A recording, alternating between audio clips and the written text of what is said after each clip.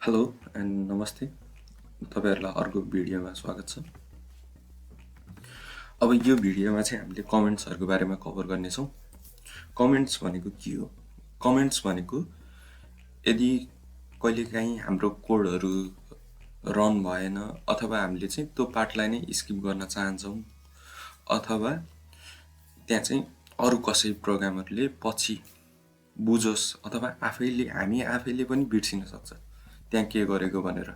अनि त्यो कुरा चाहिँ बुझ्नको लागि सजिलो होस् भनेर त्यहाँ केही एउटा नोट लेखिदिए जस्तो नोट लेखिन्छ, त्यसलाई नै हामीले कमेन्ट भनेर बुझिन्छ है।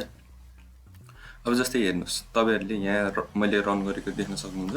हेलो वर्ल्ड भन्ने छ, सबिन छ, नेपाल छ, एउटा नम्बर छ, अनि बुलियन छ, अनि बुलियन छ है। अब चाहिँ मैले यो हेलो भन्नेलाई कमेन्ट गरिदिएँ। अब कमेन्ट गर्नको लागि कन्ट्रोल/ म्याकमा भएको युजरहरूले कमान्ड स्ल्यास गरिदिनु भयो भने VS कोड, एन्ड्रोइड स्टुडियो सबैमा कमेन्ट हुन्छ है। अब एकचोटि रन गरेर हेरौँ। रन गर्नुभयो भने यो पार्टलाई नै प्रोग्रामले चाहिँ एज अ कमेन्ट मानेर यसलाई स्किप गरिदियो। स्किप गऱ्यो र त्यही भएर यो हेलो वर्ल्ड भन्ने अघिसम्म प्रिन्ट भएको थियो, अहिले भएन है। अब यो भनेको चाहिँ सिंगल लाइन कमेन्ट भयो। अब कहिले कहिले हामीलाई मल्टी लाइन कमेन्ट पनि चाहिन सक्छ। मल्टी लाइन कमेन्टको लागि हामीले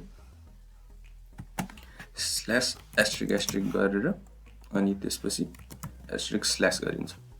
यो चाहिँ हाम्रो मल्टी लाइन कमेन्ट भयो। तर यो पछाडि लेखियो भने चाहिँ यो चाहिँ कमेन्ट मानिँदैन है।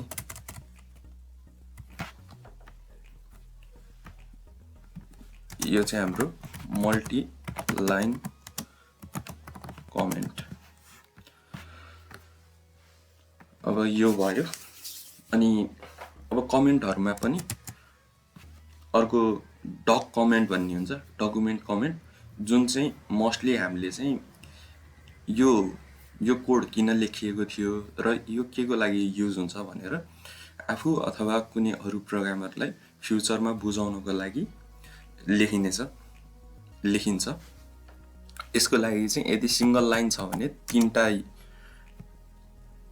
तीनटा स्ल्यासहरु युज गर्नुस् अनि this is single line duck comment. अब यदि मल्टी इन्टर गर्ने बित्तिकै आफै यो अटोमेटिक आइहाल्छ। यदि मल्टी लाइन छ भने चाहिँ *** इन्टर अटो कमेन्ट भयो। This is multi line duck comment. यो गर्न सकियो। अब एकचोटि प्रोग्रामलाई रन गरौँ।